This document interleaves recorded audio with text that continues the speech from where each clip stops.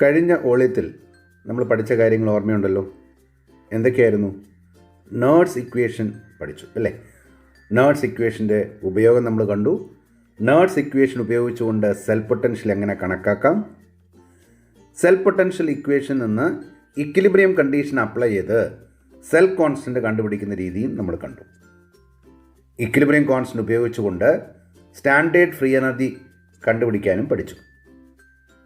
ഈ ഇക്വേഷൻ എല്ലാം ഓർമ്മയുണ്ടല്ലോ. അപ്പോൾ ഇത് സംബന്ധിച്ച് ഏതെങ്കിലും പ്രോബ്ലം ചോദിക്കുകയാണെങ്കിൽ അതിൻ്റെ ഇക്വേഷൻ ഏതാണെന്ന് ഓർത്തിരിക്കുകയും ആ ഇക്വേഷൻ എഴുതി തന്നിരിക്കുന്ന ഡേറ്റ അതിൽ ഉപയോഗിച്ചാൽ മാത്രം മതിയാകും അല്ലേ? ഇത്രയും കാര്യങ്ങൾ എല്ലാവർക്കും ഓർമ്മയുണ്ടല്ലോ. എങ്കിൽ ഇനി നമുക്ക് വേറൊരാശയത്തിലേക്ക് പോകാം. കണ്ടക്ടിവിറ്റി ത്രൂ മെറ്റൽ, അതേപോലെ കണ്ടക്ടിവിറ്റി ത്രൂ ഇലക്ട്രോളിറ്റിക് സൊല്യൂഷൻ. എന്താണ് കണ്ടക്ടർ? നമ്മൾ ഒന്നാമത്തെ ചാപ്റ്ററിൽ പഠിച്ചാണ്. Any substance which allow the passage of electric current through it is called a conductor. ഏത് വസ്തുവാണ് അതിൽ കൂടി ഇലക്ട്രിക് കറണ്ടിനെ കടന്നു പോകാൻ അനുവദിക്കുന്നത്, അതിനെ നമ്മൾ വിളിക്കുന്ന പേരാണ് കണ്ടക്ടർ. ഈ കണ്ടക്ടർ രണ്ട് തരത്തിലുണ്ടെന്ന് നിങ്ങൾക്കറിയാം അല്ലേ? മെറ്റാലിക് കണ്ടക്ടേഴ്സും അതുപോലെ ഇലക്ട്രോലൈറ്റ്സും.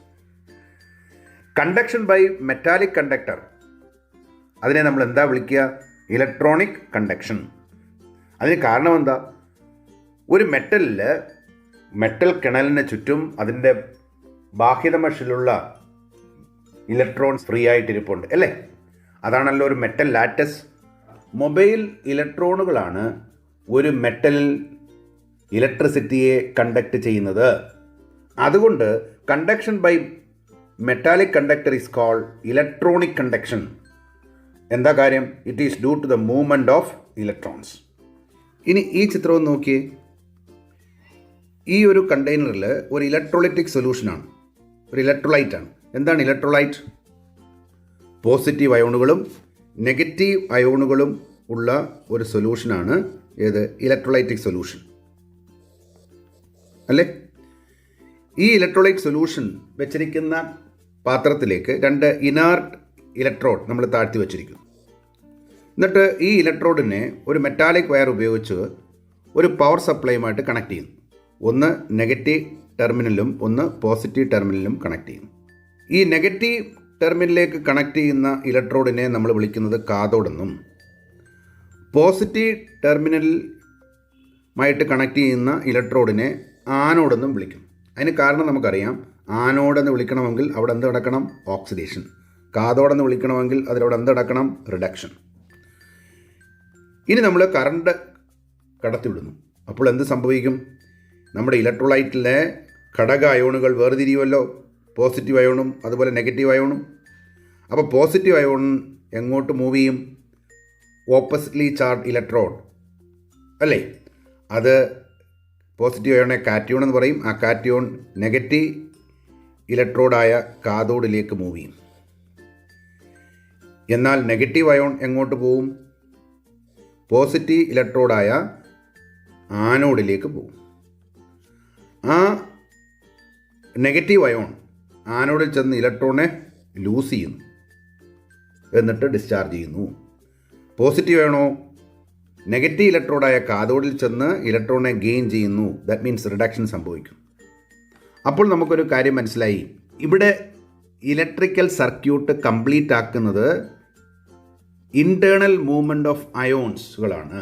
ഈ അയോണുകളുടെ അകത്തോടുള്ള മൂവ്മെൻ്റാണ് ഇവിടെ ഈ സെല്ലിനെ എന്താ വിളിക്കുക? Electrolytic cell. അപ്പോൾ ഇത്തരത്തിലുള്ള ഒരു ഇലക്ട്രോളിറ്റിക് സെല്ലിൽ അകത്തോടുള്ള അയോണുകളുടെ മൂവ്മെൻ്റാണ് ഇലക്ട്രിക്കൽ സർക്യൂട്ടിനെ കംപ്ലീറ്റ് ആക്കുന്നത്. ഇങ്ങനെ ഒരു ഇലക്ട്രോളിറ്റിക് സൊല്യൂഷനിലുള്ള കണ്ടക്ഷനെ നമ്മൾ എന്ത് വിളിക്കും? ഇലക്ട്രോളിറ്റിക് കണ്ടക്ഷൻ എന്ന് വിളിക്കും. ഇനി ഇലക്ട്രോണിക് കണ്ടക്ഷൻ അഥവാ മെറ്റാലിക് കണ്ടക്ഷനെ സ്വാധീനിക്കുന്ന ഘടകങ്ങൾ ഏതൊക്കെയാണെന്ന് നോക്കാം. ഓരോ മെറ്റലിൻ്റെയും ഇലക്ട്രിക്കൽ കണ്ടക്ടിവിറ്റി വ്യത്യാസമാണ്, അല്ലെങ്കിൽ അതിൻ്റെ മെറ്റാലിക് കണ്ടക്ഷൻ വ്യത്യസ്തമാണ്. അപ്പോൾ nature and structure of metal.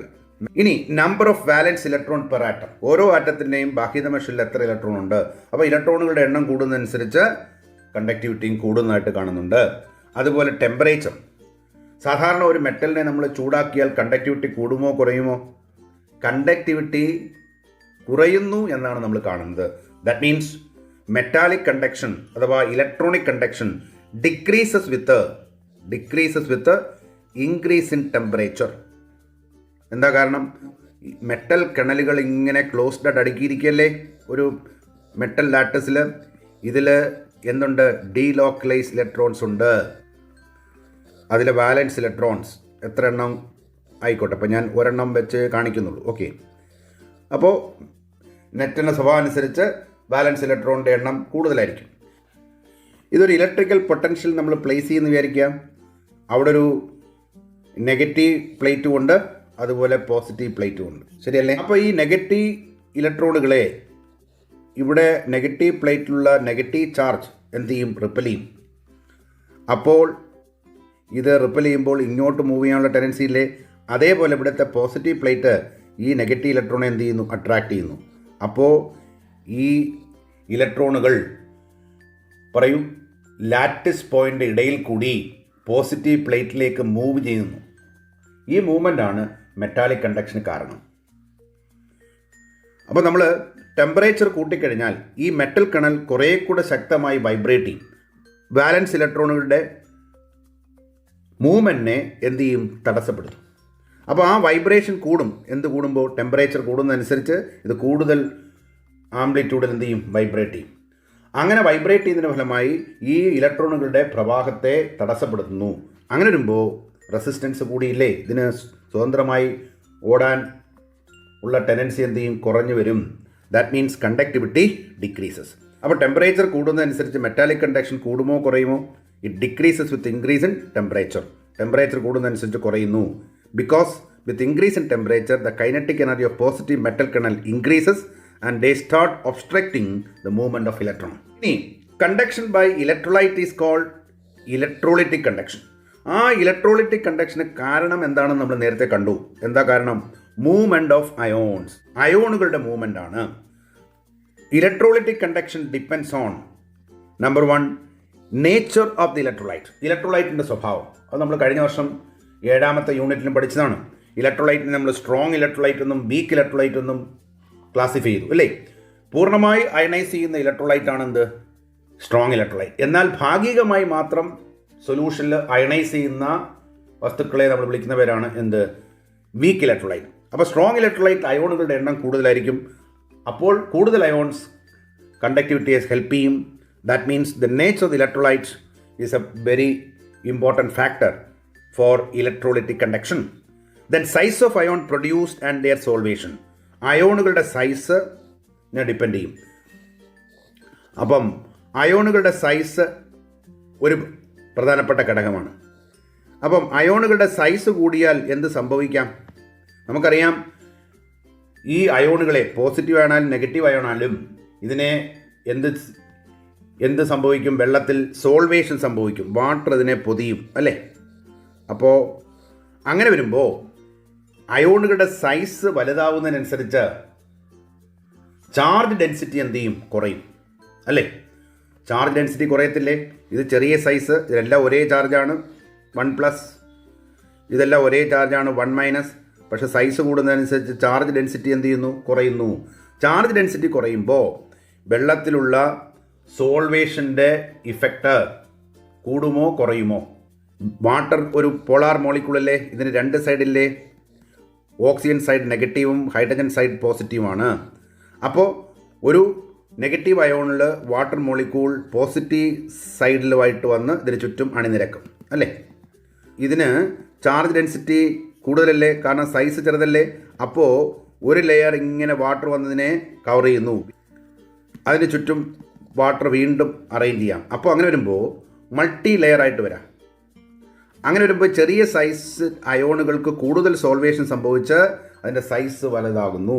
എന്നാൽ ചാർജ് ഡെൻസിറ്റി കുറവായ വലിയ അയോണിൽ സോൾവേഷൻ്റെ ഇഫക്റ്റ് കുറവാണ്. വാട്ടർ അട്രാക്റ്റ് ചെയ്ത് അതിന് ചുറ്റും അറേഞ്ച് ചെയ്യുന്നതിൻ്റെ അളവ് കുറവാണ്. അങ്ങനെ വരുമ്പോൾ വലിയ അയോൺ വെള്ളത്തിൽ ഹൈഡ്രേഷൻ സംഭവിക്കുന്നതിൻ്റെ അളവ് കുറവാണ്. എന്നാൽ ചെറിയ അയോണിന് ചാർജ് ഡെൻസിറ്റി കൂടുതലായതുകൊണ്ട്, അത് കാറ്റയോൺ ആകട്ടെ ആനയോൺ ആകട്ടെ, ചാർജ് ഡെൻസിറ്റി കൂടുതലായതുകൊണ്ട് സോൾവേഷൻ അഥവാ ഹൈഡ്രേഷൻ വളരെയധികം കൂടുന്നു. അങ്ങനെ വരുമ്പോൾ വാട്ടർ മോളിക്യൂൾ ഇതിന് ചുറ്റും എന്ത് ചെയ്യും, അറേഞ്ച് ചെയ്യും. ഇപ്പോൾ പോസിറ്റീവ് ആണെങ്കിൽ ആര് വരും, ഓക്സിജൻ സൈഡ് വരും. കാരണം oxygen is negatively polarise side. അപ്പോൾ പോസിറ്റീവ് അയോൺ കാറ്റയോൺ ചുറ്റും ഇങ്ങനെ വാട്ടർ ഇങ്ങനെ അറേഞ്ച് ചെയ്യും. ഇതൊരു ലെയറായിട്ട് ഇങ്ങനെ വരുന്നു. ഇതിന് ചുറ്റും അടുത്ത ലെയർ വരാം. അപ്പോൾ അങ്ങനെ വരുമ്പോൾ ചെറിയ അയോണിന് ഹൈഡ്രേഷൻ കൂടുതൽ സംഭവിച്ച് ആ ഹൈഡ്രേറ്റഡ് അയോണിൻ്റെ സൈസ് വളരെ വലുതാകും. അപ്പോൾ ഇത്രയും വാട്ടർ മോളിക്യൂൾ മുകളിലുണ്ട്, അതിനെയും കൂടെ വഹിച്ചുകൊണ്ട് വേണം ഇതിന് മൂവ് ചെയ്യാൻ. അപ്പോൾ അയോണിക് മൊബിലിറ്റി എന്ത് ചെയ്യും, കുറയും. അപ്പോൾ സൈസ് കുറഞ്ഞാൽ അയോണിക് മൊബിലിറ്റി കുറയുന്നു. കാരണം എന്താ, സൈസ് കുറയുമ്പോൾ ചാർജ് ഡെൻസിറ്റി കൂടുന്നു, തൽഫലമായി ഹൈഡ്രേഷൻ്റെ അളവ് കൂടുന്നു. അപ്പോൾ ഹൈഡ്രേറ്റഡ് അയോണിൻ്റെ സൈസ് വളരെയധികം കൂടുന്നത് കൊണ്ട് അയോണിക് മൊബിലിറ്റി കുറയുന്നു. എന്നാൽ വലിയ അയോണിന് ചാർജ് ഡെൻസിറ്റി കുറവായതുകൊണ്ട് അതിന് സോൾവേഷൻ ഇഫക്റ്റ് കുറവാണ്, അല്ലെങ്കിൽ ഹൈഡ്രേഷൻ്റെ ഇഫക്റ്റ് കുറവാണ്. അങ്ങനെ വരുമ്പോൾ ആ ഹൈഡ്രേറ്റഡ് അയോണിൻ്റെ സൈസ് താരതമ്യേന ചെറുതായിരിക്കും. അതുകൊണ്ട് തന്നെ ഒരു വലിയ അയോണിന് അയോണിക് മൊബിലിറ്റി വെള്ളത്തിൽ താരതമ്യേന കൂടുതലാണ്. അതുകൊണ്ട് നമുക്ക് പറയാം size of the ion produced and their solvation is a factor. Then ടെമ്പറേച്ചറിൻ്റെ റോൾ എന്താണ്? നമുക്കറിയാം ടെമ്പറേച്ചർ കൂടുമ്പോൾ അയണൈസേഷൻ കൂടുമോ കുറയുമോ? ഇപ്പോൾ വീക്ക് ഇലക്ട്രോലൈറ്റ് ആണെങ്കിൽ കുറച്ച് അയണൈസ് ചെയ്യുന്നുള്ളൂ. അപ്പോൾ ടെമ്പറേച്ചർ കൂടുന്നതനുസരിച്ച് അയണൈസേഷൻ കൂടും, അപ്പം അയോണുകളുടെ എണ്ണം കൂടും. ഇത് കൂടാതെ ഇപ്പോൾ സ്ട്രോങ് ഇലക്ട്രോലൈറ്റ് ആണെങ്കിൽ പൂർണ്ണമായിട്ട് അയണൈസ് ചെയ്യുന്നു. അപ്പോൾ ടെമ്പറേച്ചർ കൂടിക്കഴിഞ്ഞാൽ ഓരോ അയോണിൻ്റെയും കൈനറ്റിക് എനർജി കൂടും. അങ്ങനെ കൈനറ്റിക് എനർജി കൂടിക്കഴിഞ്ഞാൽ ഇതിൻ്റെ മൂവ്മെൻറ്റ് കൂടത്തില്ലേ? അങ്ങനെ വരുമ്പോൾ അയോണിക് മൊബിലിറ്റി എന്താണ്? Ionic mobility increases. അയോണുകൾ കുറേ കൂടെ സ്പീഡിലോടും. അപ്പോൾ അയോണിക് മൊബിലിറ്റി കൂടിക്കഴിഞ്ഞാൽ ആനയോൺ ആനോഡിലേക്ക് പോകുന്നതും കാറ്റയോൺ കാതോഡിലേക്ക് പോകുന്നതിൻ്റെയും സ്പീഡ് കൂടുന്നില്ലേ? അപ്പോൾ കണ്ടക്ടിവിറ്റി കൂടുന്നില്ലേ? അപ്പോൾ ടെമ്പറേച്ചർ കൂടുന്നതനുസരിച്ച് മെറ്റാലിക് കണ്ടക്ഷൻ കുറയുന്നു എങ്കിൽ ഇലക്ട്രോളിറ്റിക് കണ്ടക്ഷൻ ടെമ്പറേച്ചർ കൂടുന്നതനുസരിച്ച് എന്ത് ചെയ്യും? കൂടും. Because with increase in temperature the kinetic energy of the ions in solution increases and does ionic mobility increases. ഇനി നാലാമത്തെ ഫാക്ടർ കോൺസെൻട്രേഷൻ ഓഫ് ഇലക്ട്രോലൈറ്റ്. ഇലക്ട്രോലൈറ്റിൻ്റെ ഗാഢത. ഇലക്ട്രോലൈറ്റിൻ്റെ കോൺസെൻട്രേഷൻ കൂടിയാൽ എന്ത് പറ്റും? അയോണുകൾ തമ്മിലുള്ള അകലം കുറയും. അങ്ങനെ വരുമ്പോൾ ഇൻ്റർ അയോണിക് ഇൻറ്ററാക്ഷൻ, അയോണുകൾ തമ്മിലുള്ള ഇൻറ്ററാക്ഷൻ കൂടുമോ കുറയുമോ? ഇൻ്റർ അയോണിക് ഇൻറ്ററാക്ഷൻ ഇൻക്രീസസ്. അങ്ങനെ ഇൻ്റർ അയോണിക് ഇൻറ്ററാക്ഷൻ കൂടിക്കഴിഞ്ഞാൽ സ്വതന്ത്രമായി ഓടാൻ പറ്റുമോ? അപ്പം അയോണിക് മൊബിലിറ്റി എന്ത് ചെയ്യും? കുറയും. The nature of the solvent and it's viscosity. നമ്മൾ ഇലക്ട്രോലൈറ്റ് ഇടുന്നത് വാട്ടറിലാണെങ്കിൽ വാട്ടർ പോളാർ സോൾവെൻ്റ് അല്ലേ? ആ പോളാർ സോൾവെൻറ്റ് ഫെസിലിറ്റേറ്റ് എന്താണ്? ഡിസോസിയേഷൻ അല്ലേ, അല്ലെങ്കിൽ അയണൈസേഷൻ. അയണൈസേഷനെ എന്ത് ചെയ്യും? സ്വാധീനിക്കും. അപ്പോൾ വാട്ടറിൻ്റെ ഒരു സൈഡ് പോസിറ്റീവ് ആണെങ്കിൽ അട്രാക്ട് ചെയ്യും, ഒരു സൈഡ് നെഗറ്റീവ് ആണെങ്കിൽ അട്രാക്ട് ചെയ്യും. അപ്പോൾ അയണൈസേഷൻ്റെ തീവ്രത കൂടും, പെട്ടെന്ന് അയണൈസ് ചെയ്യും. അപ്പോൾ അയോണുകളുടെ എണ്ണം പെട്ടെന്ന് കൂടും സൊല്യൂഷനിലിടുമ്പോൾ. അങ്ങനെ വരുമ്പോൾ കണ്ടക്ടിവിറ്റിയും കൂടും. Then and it's viscosity. So these are the major factors that affect the electrolytic conduction. So electrolytic conduction depends on nature of the electrolyte, size of the ion produced and their solvation, temperature, concentration of the electrolyte, nature of the solvent and its viscosity. അപ്പോൾ നമുക്ക് electrolytic കണ്ടക്ഷനെയും metallic കണ്ടക്ഷനെയും എങ്ങനെ differentiate ചെയ്യാം? What is the difference between the two types of conduction, electrolytic conduction and metallic conduction? നമ്മൾ കണ്ടു electrolytic കണ്ടക്ഷൻ്റെ പ്രത്യേകത എന്താ? Ions conduct electricity. Metallic കണ്ടക്ഷനിലോ ഇലക്ട്രോൺസ് കണ്ടക്ട് ഇലക്ട്രിസിറ്റി. ഇനി ഇലക്ട്രോളിറ്റിക് കണ്ടക്ഷനിൽ നമ്മൾ കണ്ടത് എന്താണ്? ആ ഇലക്ട്രോലൈറ്റ് ഘടക അയോണുകളായി വേർതിരിഞ്ഞ് ആ അയോണുകൾ എന്ത് ചെയ്തു? ഓപ്പോസിറ്റ് ചാർജുള്ള ഇലക്ട്രോഡിലേക്ക് മൂവ് ചെയ്തു. അവിടെ അത് ഡിസ്ചാർജ് ചെയ്തു അല്ലേ? അവിടെ എന്ത് ചെയ്തു? ഡെപ്പോസിറ്റ് ചെയ്തു അല്ലെങ്കിൽ ലിബറേറ്റ് ചെയ്തു. അപ്പോൾ ഒരു കെമിക്കൽ ചേഞ്ച് ഉണ്ടായില്ലേ? അതതിൻ്റെ ഘടക വസ്തുക്കളായി വേർതിരിഞ്ഞില്ലേ? അപ്പോൾ ഒരു കെമിക്കൽ ചേഞ്ച് ഉണ്ടാകും എവിടെ? Electrolytic conduction. എന്നാൽ മെറ്റാലിക് കണ്ടക്ഷനിൽ എന്താ സംഭവിച്ചത്? അവിടെ movement of delocalise electron causes the conduction. അവിടെ ആ മെറ്റലിന് എന്തെങ്കിലും സംഭവിച്ചോ? ഇപ്പോൾ ഉദാഹരണത്തിന് സിൽവറിൽ കൂടി കറണ്ട് കടന്നു പോകുമ്പോൾ അതിന് കെമിക്കൽ ചേഞ്ച് ഉണ്ടായി ഗോൾഡോ വേറെ ഏതെങ്കിലും വസ്തുവായി മാറുമോ? ഇല്ലല്ലോ. അപ്പോൾ നോ കെമിക്കൽ ചേഞ്ച് എവിടെ? മെറ്റാലിക് കണ്ടക്ഷനിൽ. എന്നാൽ ഇലക്ട്രോളിറ്റിക് കണ്ടക്ഷനിൽ നമ്മൾ കണ്ടത് ടെമ്പറേച്ചറിൻ്റെ ഇഫക്റ്റ് എന്തായിരുന്നു? Increases with increase in temperature. Temperature കൂടുന്നതനുസരിച്ച് ഇലക്ട്രോളിറ്റിക് കണ്ടക്ഷൻ കൂടി. അതിന് കാരണവും നമ്മൾ കണ്ടു. എന്നാൽ മെറ്റാലിക് കണ്ടക്ഷനിൽ എന്താ സംഭവിച്ചത്? ആ മെറ്റൽ കണലിൽ വൈബ്രേഷൻ കൂടും, ടെമ്പറേച്ചർ കൂടുമ്പോൾ അത് തടസ്സപ്പെടുത്തും ആരുടെ മൂവ്മെൻറ്റിനെ, ഇലക്ട്രോണിൻ്റെ മൂവ്മെൻറ്റ്. അപ്പോൾ നമ്മൾ എന്താ കണ്ടത്? Decreases with increase in temperature. ഇനി മാറ്ററിൻ്റെ ട്രാൻസ്ഫറൻസ് ഇല്ലേ ഇലക്ട്രോളിറ്റിക് കണ്ടക്ഷനിൽ? കാറ്റയോൺ കാഥോഡിലേക്ക് പോകുന്നില്ലേ? എന്നിട്ട് അവിടെ റിഡക്ഷൻ നടന്ന് എന്ത് ചെയ്തു? അവിടെ ഡെപ്പോസിറ്റ് ചെയ്തു അല്ലെങ്കിൽ ലിബറേറ്റ് ചെയ്തു. ഓക്കെ. എന്നാൽ ആനോഡിൽ ചെന്ന് ഇലക്ട്രോണിനെ ലൂസ് ചെയ്ത് അഥവാ ഓക്സിഡൈസ് ചെയ്ത് അവിടെ ഡിസ്ചാർജ് ചെയ്യപ്പെട്ടു. അതുകൊണ്ട് there is transference of matter. അപ്പോൾ മാറ്റർ ട്രാൻസ്ഫർ ഉണ്ട്. എന്നാൽ മെറ്റാലിക് കണ്ടക്ഷനിൽ മെറ്റൽ കിണൽ, ആ മെറ്റൽ അയോൺ അവിടെ തന്നെ ഇരിക്കുക അല്ലേ? അപ്പോൾ അതിന് യാതൊരു മൂവ്മെൻറ്റും ഇല്ല. അപ്പോൾ അവിടെ മാറ്റർ ട്രാൻസ്ഫർ എന്ന് പറയുന്നില്ല. No transfer of matter. എവിടെ? Metallic conduction. ഇനി കണ്ടക്ഷനിൽ സാധാരണ കുറേ ടേംസ് നമ്മൾ ഉപയോഗിക്കും. അത് നിങ്ങൾക്ക് പരിചയമുള്ളതാണ്. ഉദാഹരണത്തിന് കണ്ടക്ടൻസ് ജി. എന്താ കണ്ടക്ടൻസ് ജി? ഇലക്ട്രോളിറ്റിക് കണ്ടക്ഷൻ ആയാലും ഇലക്ട്രോണിക് കണ്ടക്ഷൻ ആയാലും ആ കണ്ടക്ഷനെ ഏതെങ്കിലും ഫാക്ടേഴ്സ് തടസ്സപ്പെടുത്തുന്നെങ്കിൽ കണ്ടക്ടൻസ് എന്ത് ചെയ്യും? കുറയും. അപ്പോൾ conductance is the reciprocal of resistance. Conductance is the reciprocal of resistance. Therefore, conductance G is equal to 1 by R. Therefore, what is the unit of G? Resistance is generally measured in ohm. Therefore, the unit of conductance G is equal to the per ohm, and per ohm is also called Siemens. Then resistance, അത് നിങ്ങൾ കേട്ടിട്ടുള്ള ടേമാണ്. Resistance R. It is the obstruction to the flow of electricity. ഇലക്ട്രിസിറ്റിയുടെ ഫ്ലോയെ തടസ്സപ്പെടുത്തുന്നതാണ് എന്ത്? Resistance. ഉദാഹരണത്തിന് metallic കണ്ടക്ഷനിൽ നമുക്കറിയാം ടെമ്പറേച്ചർ കൂടുമ്പോൾ കണ്ടക്ടിവിറ്റി കുറയുന്നുണ്ട്. അവിടെ മെറ്റൽ കണൽ കുറേ കൂടെ ശക്തമായി വൈബ്രേറ്റ് ചെയ്യും അല്ലേ? അപ്പോൾ നല്ല വൈബ്രേഷൻ വരുമ്പോൾ അത് ഇലക്ട്രോണുകളുടെ ഫ്ലോയെ എന്ത് ചെയ്യുന്നു? തടസ്സപ്പെടുത്തുന്നു. അപ്പോൾ റെസിസ്റ്റൻസ് കൂടി, അപ്പോൾ കണ്ടക്ടൻസ് കുറഞ്ഞു. ഇതേപോലെ ഇലക്ട്രോളിറ്റിക് സൊല്യൂഷനിൽ അയോണുകളുടെ മൂവ്മെൻറ്റിനെ തടസ്സപ്പെടുത്തുന്ന ഫാക്ടേഴ്സ് ഉണ്ടെങ്കിൽ, ഉദാഹരണത്തിന് വിസ്കോസിറ്റി ദ സോൾവെൻറ്റ് വിസ്കോസിറ്റി കൂടുന്നു. അങ്ങനെ വരുമ്പോൾ അയോണുകളുടെ മൊബിലിറ്റി അവിടെ കുറയും. അതുപോലെ തന്നെ നേച്ചർ ഓഫ് ദ സോൾവെൻറ്റ്, ഇതൊക്കെ അനുസരിച്ച് റെസിസ്റ്റൻസിന് വേരിയേഷൻ ഉണ്ടാവാം. അങ്ങനെ വരുമ്പോൾ ഫ്ലോ ഓഫ് ഇലക്ട്രിസിറ്റിയെ എന്ത് ചെയ്യും? തടസ്സപ്പെടുത്തും. അതിൻ്റെ അളവിനെയാണ് എന്ത് പറയുക? Resistance. Therefore G is equal to 1 by R ആണെങ്കിൽ R നമുക്ക് എന്തെഴുതാം? Reciprocal of conductance G. And therefore the unit of resistance is 1 by per ohm or മേളിൽ വരുമ്പോൾ ohm. Therefore the unit of resistance is ohm. സാധാരണ resistance എന്ന് പറയുന്നത് is directly proportional to length of the conductor and inversely proportional to area of cross section. ഇത് നമ്മൾ കൊച്ചു ക്ലാസ്സിലെ പഠിച്ചിട്ടുണ്ട്. അതായത്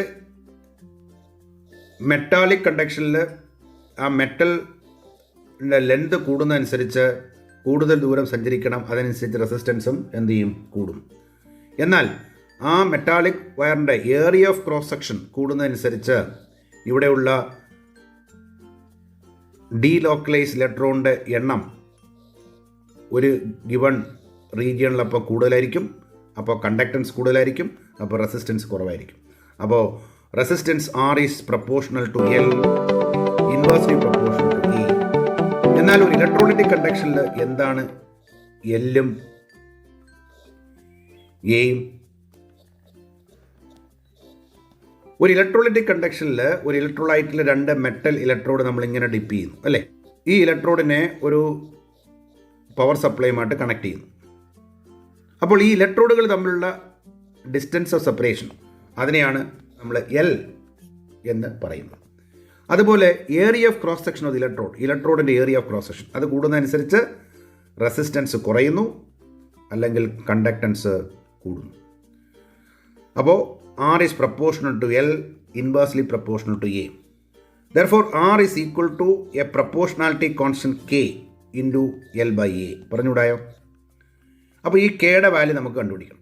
അപ്പോൾ കെയുടെ വാല്യൂ കണ്ടുപിടിക്കാൻ L യൂണിറ്റ് ആക്കുക, യൂണിറ്റ് ലെങ്ത്, അതുപോലെ unit area of cross section.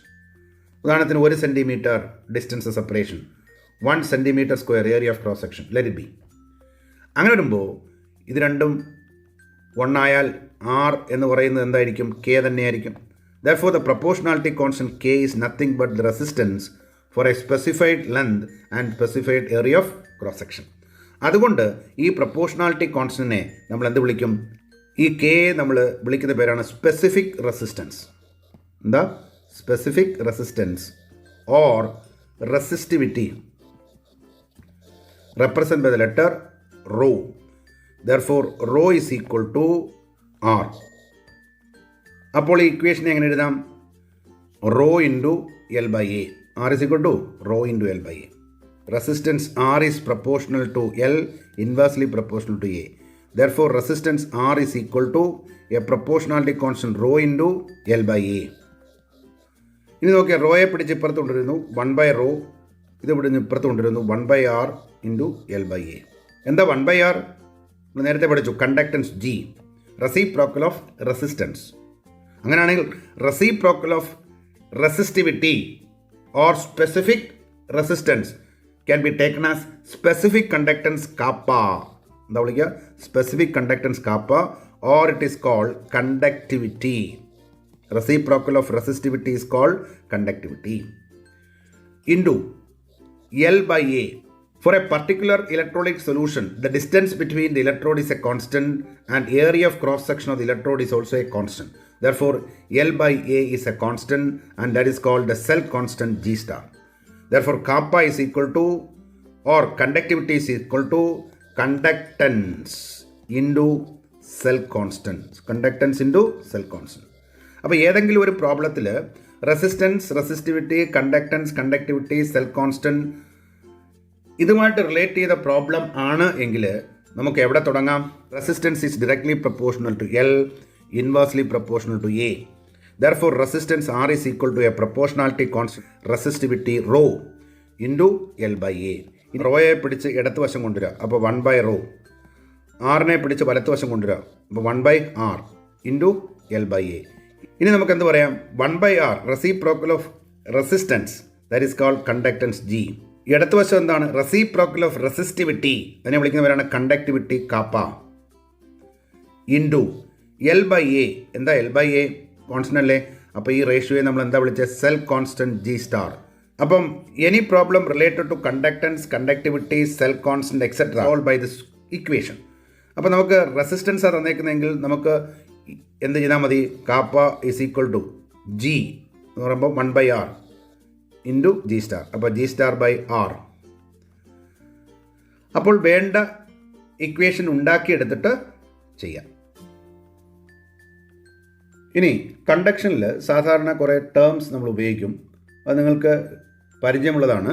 ഉദാഹരണത്തിന് കണ്ടക്ടൻസ് ജി. എന്താ കണ്ടക്ടൻസ് ജി?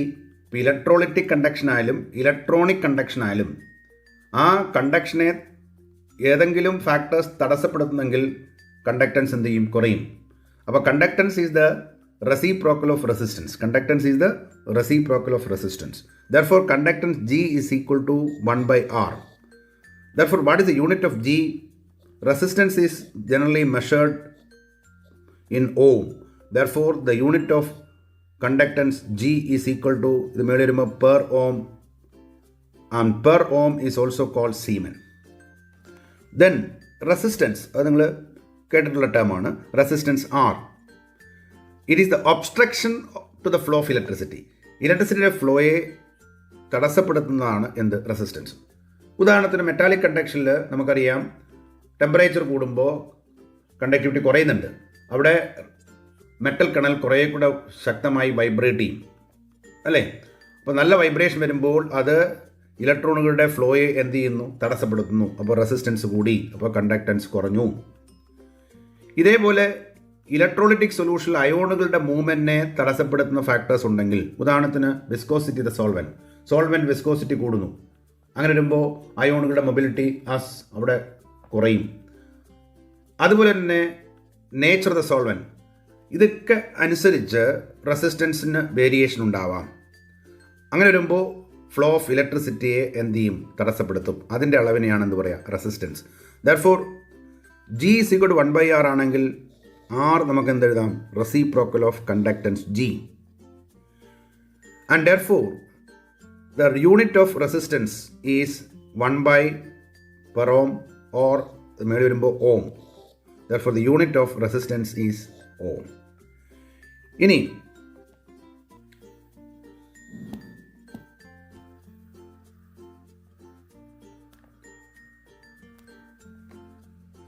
സാധാരണ റെസിസ്റ്റൻസ് എന്ന് പറയുന്നത് is directly proportional to length of the conductor and inversely proportional to area of cross section. ഇത് നമ്മൾ കൊച്ചു ക്ലാസ്സിലേ പഠിച്ചിട്ടുണ്ട്. അതായത് മെറ്റാലിക് കണ്ടക്ഷനിൽ ആ മെറ്റലിൻ്റെ ലെന്ത് കൂടുന്നതനുസരിച്ച് കൂടുതൽ ദൂരം സഞ്ചരിക്കണം, അതനുസരിച്ച് റെസിസ്റ്റൻസും എന്ത് ചെയ്യും, കൂടും. എന്നാൽ ആ മെറ്റാലിക് വയറിൻ്റെ ഏരിയ ഓഫ് ക്രോസ് സെക്ഷൻ കൂടുന്നതനുസരിച്ച് ഇവിടെയുള്ള ഡീലോക്കലൈസ് ഇലക്ട്രോണിൻ്റെ എണ്ണം ഒരു ഗിവൺ റീജിയണിലപ്പോൾ കൂടുതലായിരിക്കും. അപ്പോൾ കണ്ടക്ടൻസ് കൂടുതലായിരിക്കും, അപ്പോൾ റെസിസ്റ്റൻസ് കുറവായിരിക്കും. അപ്പോൾ resistance R is proportional to L, inversely proportional to A. എന്നാൽ ഒരു ഇലക്ട്രോലൈറ്റിക് കണ്ടക്ഷനിൽ എന്താണ് എല്ലും എയും?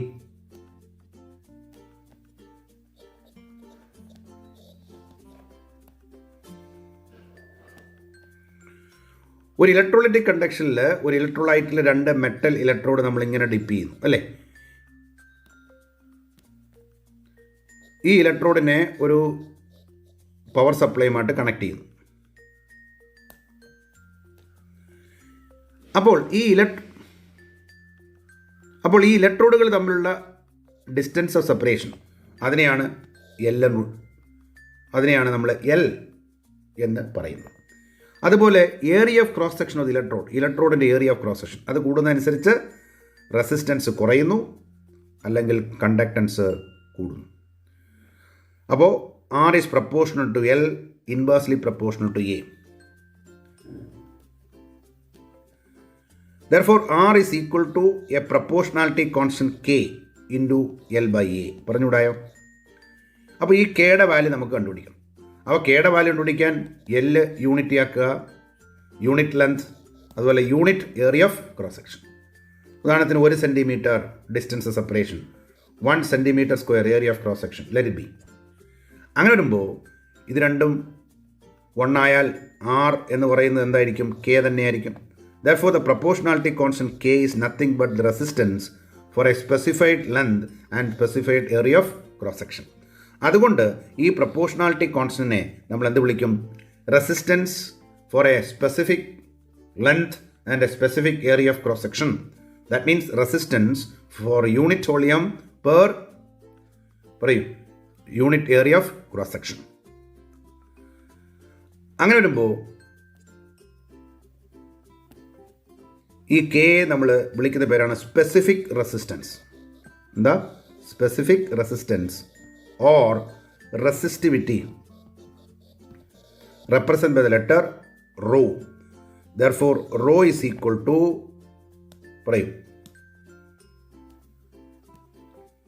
R.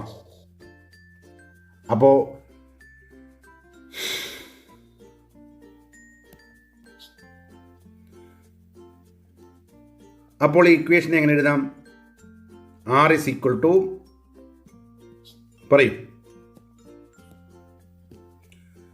Raw into L by A. R is equal to rho into L by A. ഇപ്പോൾ നോക്കിയേ, resistance R is proportional to L, inversely proportional to A. Therefore resistance R is equal to a proportionality constant. Therefore, resistance R is equal to a proportionality constant rho into L by A.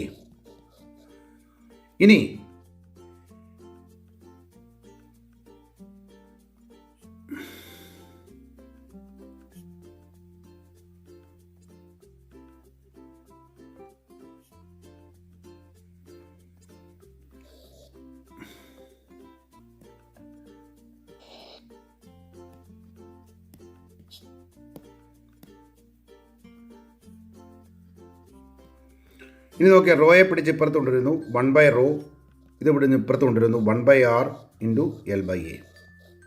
What is 1/r? നേരത്തെ നമ്മൾ പഠിച്ചു, conductance G. എന്താ 1/r? നമ്മൾ നേരത്തെ പഠിച്ചു conductance G, reciprocal of resistance. അങ്ങനെയാണെങ്കിൽ reciprocal of resistivity or specific resistance can be taken as specific conductance kappa. എന്താ വിളിക്കുക? Specific conductance kappa, or it is called conductivity.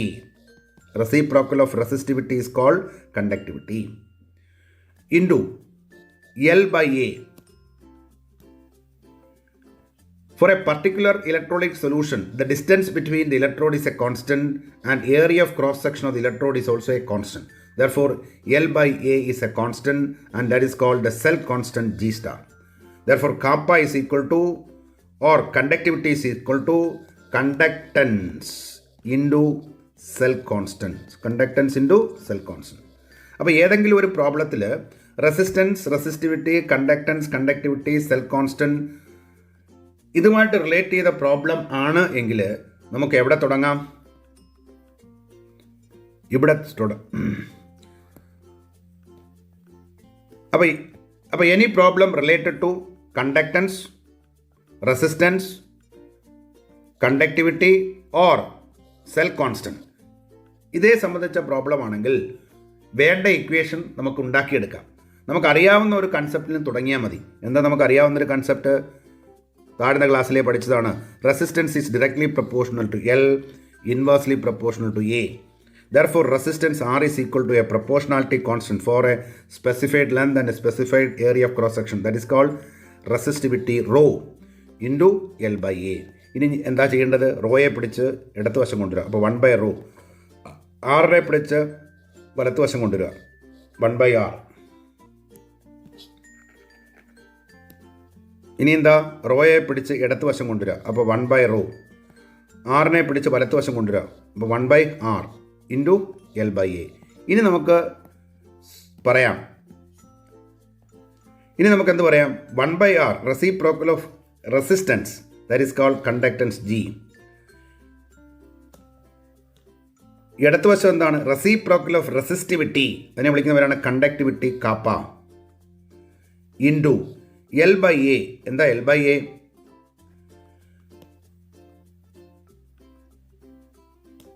എന്താ L by A?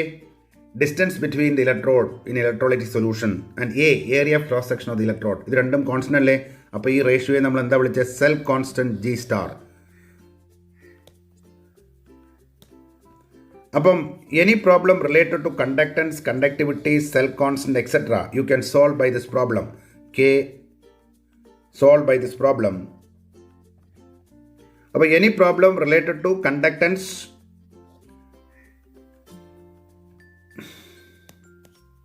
any problem related to conductance, conductivity, cell constant, resistance, etc.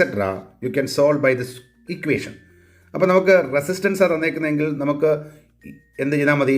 KAAPA is equal to G എന്ന് പറയുമ്പോൾ 1/r into G star. അപ്പോൾ G star by R. അപ്പോൾ വേണ്ട equation ഉണ്ടാക്കിയെടുത്തിട്ട് ചെയ്യാം. Okay.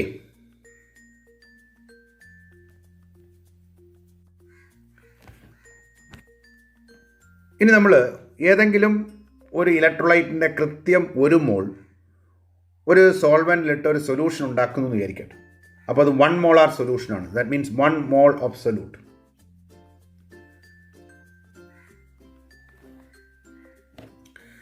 ഇനി ഏതെങ്കിലും ഒരു ഇലക്ട്രോലൈറ്റിൻ്റെ കൃത്യം 1 മോൾ ഒരു സോൾവെൻറ്റിലിട്ട് സൊല്യൂഷൻ ആക്കുന്നു എന്നിരിക്കട്ടെ. അവിടെ സോൾവെൻറ്റ് എത്ര വോളിയം ആണെന്ന് നമ്മൾ സ്പെസിഫൈ ചെയ്യുന്നില്ല. 1 ലിറ്റർ ആകട്ടെ, 1/2 ലിറ്റർ ആകട്ടെ, അല്ലെങ്കിൽ 2 ലിറ്റർ ആകട്ടെ, എത്രയായിക്കോട്ടെ. പക്ഷേ ആ സൊല്യൂഷനിൽ കൃത്യം 1 മോൾ സൊല്യൂട്ട് ഉണ്ട്, അല്ലെങ്കിൽ 1 മോൾ ഇലക്ട്രോലൈറ്റ് ഉണ്ട്. അപ്പോൾ 1 മോളിൽ നിന്ന് കിട്ടുന്ന അയോണുകളെല്ലാം ആ സൊല്യൂഷനിൽ ഉണ്ടെന്നിരിക്കട്ടെ. അങ്ങനെയാണെങ്കിൽ ആ 1 മോൾ ഡിസോൾവ് ചെയ്തിട്ടുള്ള ആ സൊല്യൂഷൻ്റെ എല്ലാ അയോണുകളുടെയും കണ്ടക്റ്റിംഗ് പവറിൻ്റെ ആകെത്തുകയെ നമ്മൾ വിളിക്കുന്ന പേരാണ് മോളാർ കണ്ടക്ടിവിറ്റി. അപ്പോൾ മോളാർ കണ്ടക്ടിവിറ്റി ലാംഡ എം എന്താണ്? It is the conducting power of all the ions produced by dissolving 1 mole of electrolyte in solution. അപ്പോൾ സൊല്യൂഷനിൽ കൃത്യം 1 മോൾ ഇലക്ട്രോലൈറ്റ് ഡിസോൾവ് ചെയ്തിട്ടുണ്ടാകണം. അപ്പോൾ 1 മോൾ ഇലക്ട്രോലൈറ്റിൽ നിന്നുള്ള എല്ലാ അയോണുകളുടെയും കണ്ടക്ടിംഗ് പവറിൻ്റെ ആകെത്തുകയെ വിളിക്കുന്നവരാണ് മോളാർ കണ്ടക്ടിവിറ്റി. അപ്പോൾ നമ്മൾ ആ സൊല്യൂഷൻ്റെ വോളിയം കൂട്ടുന്നു വിചാരിക്കുക, അല്ലെങ്കിൽ അതിനെ ഡൈലൂട്ട് ചെയ്യാന്ന് വിചാരിക്കുക. അപ്പോൾ ഡൈലൂട്ട് ചെയ്യുമ്പോൾ ഈ 1 മോൾ ഇലക്ട്രോലൈറ്റ് തന്നെ അപ്പോഴും ഉണ്ടല്ലോ. ആ അയോണുകൾ തമ്മിലുള്ള ഇൻ്റർ അയോണിക് ഇൻട്രാക്ഷൻ കൂടുമോ കുറയുമോ? ഡൈലൂട്ട് ചെയ്യുമ്പോൾ വോളിയം കൂടിയില്ലേ, അപ്പോൾ അയോണുകൾ കുറേ സെപ്പറേറ്റ് ആവും. അപ്പോൾ inter ionic interaction decreases, so that the molar conductivity decreases with dilution. Therefore, molar conductivity is inversely proportional to concentration. കാരണം ഡൈലൂട്ട് ചെയ്യുമ്പോൾ കോൺസെൻട്രേഷൻ കുറഞ്ഞു. കോൺസെൻട്രേഷൻ കുറഞ്ഞാൽ അയോണുകൾ തമ്മിലുള്ള ഇൻ്റർ അയോണിക് ഇൻട്രാക്ഷൻ കുറയും. തൽഫലമായി അയോണിക് മൊബിലിറ്റി കൂടും. അപ്പോൾ 1 മോൾ ഇലക്ട്രോലൈറ്റിൻ്റെ കണ്ടക്റ്റിംഗ് പ്രോപ്പർട്ടി അല്ലെങ്കിൽ കണ്ടക്റ്റിംഗ് പവർ ആ സൊല്യൂഷനിൽ എന്ത് ചെയ്തു? കൂടി. അപ്പോൾ മോളാർ കണ്ടക്ടിവിറ്റി എന്തുമായിട്ട് റിലേറ്റഡ് ആണ്? കോൺസെൻട്രേഷനുമായിട്ട് റിലേറ്റഡ് ആണ്. അപ്പോൾ 1 മോൾ ഇലക്ട്രോലൈറ്റുള്ള സൊല്യൂഷൻ്റെ കോൺസെൻട്രേഷനെ നമ്മൾ കുറയ്ക്കുന്നു എന്ന് വിചാരിക്കാം. അപ്പോൾ നമ്മളതിനെ ഡൈലൂട്ട് ചെയ്യുന്നു. അപ്പോൾ അയോണുകൾ തമ്മിൽ അകലുന്നു. അപ്പോൾ അയോണുകൾ തമ്മിലുള്ള ഇൻട്രാക്ഷൻ കുറയുന്നു. തൽഫലമായ അയോണുകൾ കുറേ കൂടി സ്വതന്ത്രമായി ഓടും. അങ്ങനെ വരുമ്പോൾ 1 മോൾ ഇലക്ട്രോലൈറ്റിൽ നിന്ന് കിട്ടുന്ന എല്ലാ അയോണുകളുടെയും കണ്ടക്റ്റിംഗ് പവറിൻ്റെ ആകത്തുകയായ മോളാർ കണ്ടക്ടിവിറ്റി കൂടുന്നു. Therefore, molar conductivity increases with the dilution. Therefore, molar conductivity is inversely proportional to concentration. Therefore, molar conductivity lambda m is equal to kappa, that means conductivity, that means conductance per unit volume, into 1 by c. Therefore, lambda m is equal to kappa by c. So, this is the relation connecting molar conductivity and conductivity. How the molar conductivity is related to conductivity? That is, molar conductivity lambda m is inversely proportional to concentration. Therefore, molar conductivity lambda m is equal to a proportionality constant kappa by c. ഇനി കാപ്പ നമ്മൾ സാധാരണ seamen centimetre raise to -1 രേഖപ്പെടുത്തിയത് അല്ലേ. Concentration mole per ലിറ്ററിൽ നിന്നും ഇരിക്കട്ടെ. അപ്പോൾ ആ mole per litre ആകുമ്പോൾ അതിനെ മോൾ പെർ സെൻറ്റിമീറ്റർ ക്യൂബിലേക്ക് മാറ്റണ്ടേ. അപ്പോൾ ഒരു 1000 കൊണ്ട് നമ്മൾ താഴെ ഡിവൈഡ് ചെയ്യും. എന്താക്കി മാറ്റാൻ? സെൻറ്റിമീറ്റർ ക്യൂബിലേക്ക് മാറ്റാൻ. ആ 1000 മേളിൽ വരും. അപ്പോൾ ഈ ഇക്വേഷനെ വേറെ രീതിയിൽ നമുക്ക് എഴുതാം. Lambda M is equal to 1000 kappa by M, where M is molarity the solution. അപ്പോൾ ഇതിൻ്റെ യൂണിറ്റ് എന്താവും? മൊളാരിറ്റി അതിലായി. ഇപ്പോൾ 1000 കൊണ്ട് താഴെ ഡിവൈഡ് ചെയ്തപ്പോൾ ആ ഡിവൈഡ് ചെയ്ത 1000 ആണ് മോളിൽ പോയത്. അപ്പോൾ മോൾ പെർ സെൻറ്റിമീറ്റർ ക്യൂബിലായി. മോളിൽ കാപ്പ എന്താണ്? Siemens centimetre raise to -1. അപ്പോൾ ഇതിനെ മുകളിൽ കൊണ്ടു സീമൻ സെൻറ്റിമീറ്റർ ക്യൂബും centimetre raise -1 centimetre square mole raise to -1. അപ്പോൾ siemens centimetre square mole raise to -1. That is a unit of molar conductivity. But this relation, that is lambda m is equal to 1000 kappa divided by m, is the relation between molar conductivity lambda m and conductivity kappa, where c is the concentration of solution, m ഇവിടെ ഒന്നിൽ KAAPA by C എന്ന് പറയാം. അവിടെ C എന്ന് പറയുന്നത് concentration of solution. Molarity പറയുമ്പോൾ 1000 kappa divide by M, where M is the molarity of the solution and kappa is the conductivity. Then what do you mean by equivalent conductivity? എന്താണ് equivalent conductivity? ഉദാഹരണത്തിന് നമ്മൾ 1 മോൾ എക്സിയൽ ആണ് എടുക്കുന്നതെങ്കിൽ അതിലെ cation 1+ ആണ്, ആനയോണും 1- ആണ്. So 1 mole is 1 equivalent. എന്നാൽ നിങ്ങൾ സൾഫ്യൂറിക് ആസിഡ് എടുക്കൂ 1 മോൾ, അതിൻ്റെ മോളാർ കണ്ടക്ടിവിറ്റി ഈക്വലൻറ്റ് കണ്ടക്ടിവിറ്റി തന്നെയാണോ എന്ന് നോക്കാം. 1 മോൾ സൾഫ്യൂറിക് ആസിഡ് 2H+ കിട്ടും. ആനയോണിൻ്റെ ചാർജും എന്തിനാണ്? 2-. അങ്ങനെ വരുമ്പോൾ 1 മോൾ H+ ചെയ്യുന്നതിൻ്റെ ഇരട്ടി ചാർജിനെ ആര് ക്യാരി ചെയ്യും? സൾഫ്യൂറിക് ആസിഡിൽ 1 മോളിലുള്ള H+, കാരണം അത് 2 മടങ്ങാണ്. അതേപോലെ ക്ലോറൈഡ് അയോൺ യൂണിപോസിറ്റീവ്, ഒരു നെഗറ്റീവ് ചാർജ് ഉള്ളൂ. എന്നാൽ 1 മോൾ സൾഫ്യൂറിക് ആസിഡ് ഇടുന്ന ആനയോൺ 1 മോൾ SO4 2-, 2 യൂണിറ്റ് നെഗറ്റീവ് ചാർജാണ്. അങ്ങനെ വരുമ്പോൾ ഇരട്ടി ചാർജില്ലേ? ആനയോൺ ചാർജ് നോക്കുമ്പോൾ കാറ്റയോൺ ചാർജ് നോക്കുമ്പോൾ ഇരട്ടിയല്ലേ? അപ്പോൾ എക്സിയലിൻ്റെ 1 മോൾ ക്യാരി ചെയ്യുന്നതിൻ്റെ ഇരട്ടി ചാർജിനെ ക്യാരി ചെയ്യാൻ ആർക്ക് പറ്റും? 1 മോൾ സൾഫ്യൂറിക് ആസിഡ് അയോണുകൾക്ക് പറ്റും. അതുകൊണ്ട് നമുക്ക് പറയാം 1 മോൾ എക്സിയൽ 1 ഇക്വലൻ്റ് ആണെങ്കിൽ 1 മോളാർ H2SO4 എത്ര ഇക്വലൻ്റ് ആണ്? 2 ഇക്വലൻ്റ് എന്ന് പറഞ്ഞാൽ 2 മോൾ HCl തുല്യമാണ്. അപ്പോൾ 1 ലിറ്ററിൽ എത്ര ഇക്വലൻസ് ഉണ്ട് എന്ന് നമ്മൾ നോക്കാം. അങ്ങനെ നോക്കുമ്പോൾ വളരെ സിമ്പിളായിട്ട് നമുക്ക് പറയാം net charge on cation or net charge on anion per formula unit and that will be the number of equivalents. അപ്പോൾ 1 + 1 - ആണെങ്കിൽ ആ 1 mole substance how many equivalent? 1 equivalent. ഒരു മോൾ H2SO4 എടുത്താൽ അതിൽ net charge on cation 2, net charge on ആനയോണും 2- അല്ലേ? അതുകൊണ്ട് അതിനെ 2 ഇക്വലൻസ് എന്ന് വിളിക്കും. അങ്ങനെ വരുമ്പോൾ 1 molar sulphuric acid is 2 normal sulphuric acid. അതിൻ്റെ നോർമാലിറ്റി നമ്മൾ പറയുമ്പോൾ number of gram equivalent per litre, that is 2 normal. അപ്പോൾ 2 ഇക്വലൻ്റ് ആണെങ്കിൽ അത് 2 നോർമൽ സൊല്യൂഷൻ എന്ന് വിളിക്കും. അതുകൊണ്ട് നമുക്ക് പറയാം മോളാർ കണ്ടക്ടിവിറ്റി മൊളാരിറ്റിയുമായിട്ട് റിലേറ്റ് ചെയ്തിട്ടുണ്ടെങ്കിൽ equivalent conductivity is related to normality. അപ്പോൾ എന്താണ് equivalent conductivity? λEq. It is the conducting power of all the ions produced by dissolving 1 gram equivalent of an electrolyte in solution. 1 gram equivalent of an electrolyte in solution. അപ്പോൾ 1 gram equivalent കിട്ടണമെങ്കിൽ നമ്മൾ ആ ഇലക്ട്രോലൈറ്റിൻ്റെ molar മാസിനെ എന്തുകൊണ്ട് divide ചെയ്താൽ മതി? Number of ഇക്വലൻസ്. That means the net charge on cation or the net charge on anion per unit formula. അത് 2 ആണെങ്കിൽ molar മാസിനെ 2 കൊണ്ട് ഡിവൈഡ് ചെയ്യുക. അപ്പോൾ ഒരു മോളിൻ്റെ പകുതി മതി ഒരു ഇക്വലൻറ്റിന് വേണ്ടി. 1 gram equivalent of electrolyte solution dissolve ചെയ്തിട്ടുണ്ടെങ്കിൽ അതിൽ നിന്ന് കിട്ടുന്ന അയോണുകളുടെ എല്ലാം കണ്ടക്ടിങ് പവറിൻ്റെ ആകെത്തുകയെ വിളിക്കുന്നവരാണ് ഈക്വലൻ്റ് കണ്ടക്ടിവിറ്റി. അങ്ങനെയാണെങ്കിൽ molar conductivity of HCl is equivalent to nothing but its equivalent conductivity. Why? Because HCl is 1 equivalent. The net charge on cation or anion per formula unit is 1. അപ്പോൾ 1 മോൾ solution ഉണ്ടെങ്കിൽ അത് എത്ര equivalent തന്നെയാണ്? 1 equivalent തന്നെയാണ്.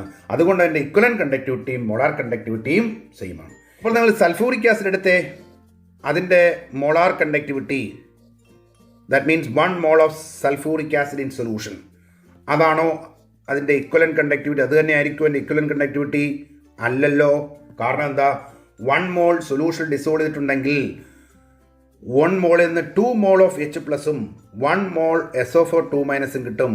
അപ്പോൾ charge 1 molar HCl നിന്ന് കിട്ടുന്നതിൻ്റെ ഇരട്ടിയല്ലേ cation എടുത്താലും anion എടുത്താലും. അപ്പോൾ എത്ര ഇക്വലൻ്റ് ആണ്? ഇരട്ടി വരുന്നു, 2 ഇക്വലൻ്റ്. അതുകൊണ്ട് നമുക്ക് പറയാം molar conductivity sulphuric acid is 2 times it's equivalent conductivity. എങ്കിലേ നമുക്ക് ഇക്വേറ്റ് ചെയ്യാൻ പറ്റൂ, ഈക്വൽ സൈൻ ഇടാൻ പറ്റൂ.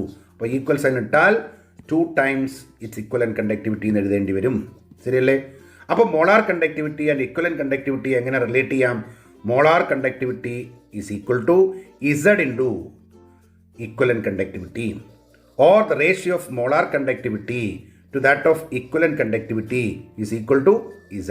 So this is the relation between molar conductivity and equivalent conductivity, where Z is electrochemical equivalent, or simply നിങ്ങൾക്ക് ഓർത്തിരിക്കുക ഒരു എളുപ്പവഴിയുണ്ട്. ഇസഡിൻ്റെ വാല്യൂ എന്ന് പറയുന്നത് total charge on cation or the total charge on anion per formula unit of electrolyte. അങ്ങനെയാണെങ്കിൽ HClൻ്റെ കേസിൽ Z എത്രയാണ്? 1. Sulphuric acid ഇസഡിൻ്റെ case എത്രയാണ്? 2.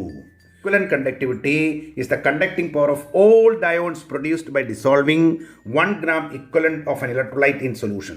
Therefore, equivalent conductivity is related to normality. Therefore, λEq is equal to 1000 kappa divided by m ന് പകരം എന്ത് പറയണം? Molar conductivity m പറഞ്ഞാൽ ഇവിടെ എന്ത് പറയും? Normality. That is equivalent conductivity. And therefore, its unit is Siemens centimeter gram equivalent raised to -1 or per gram equivalent.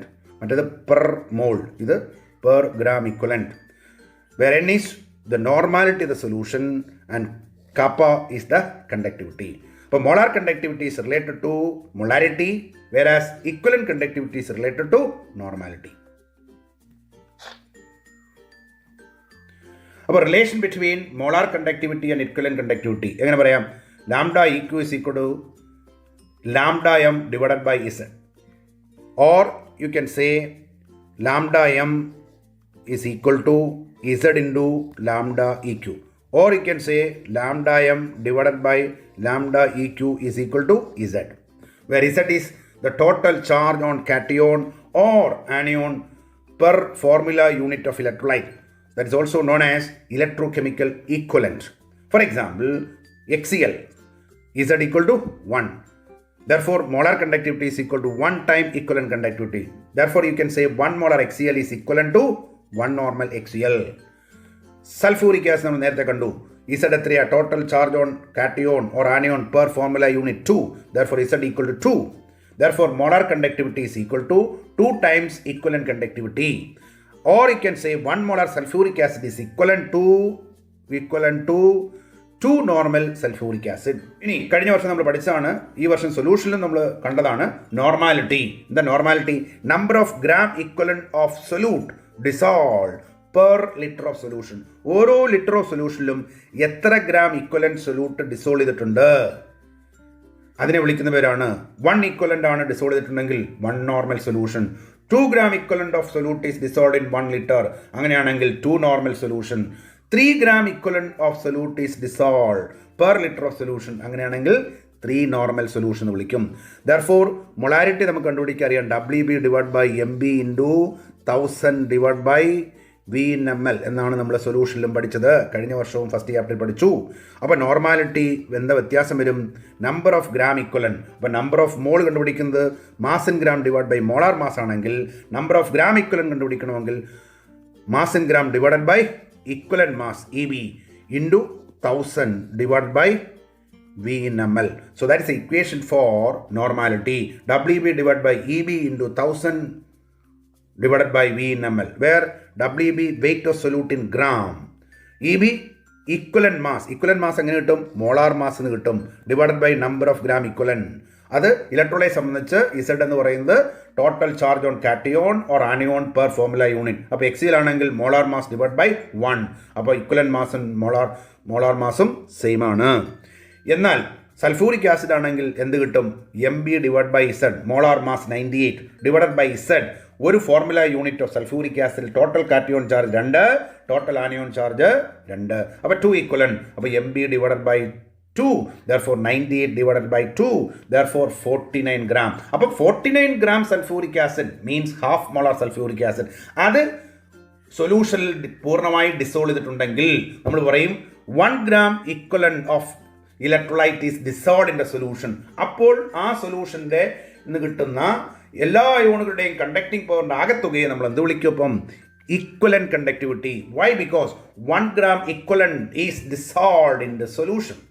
Okay, therefore normality is nothing but the number of gram equivalent of solute dissolved per liter of solution.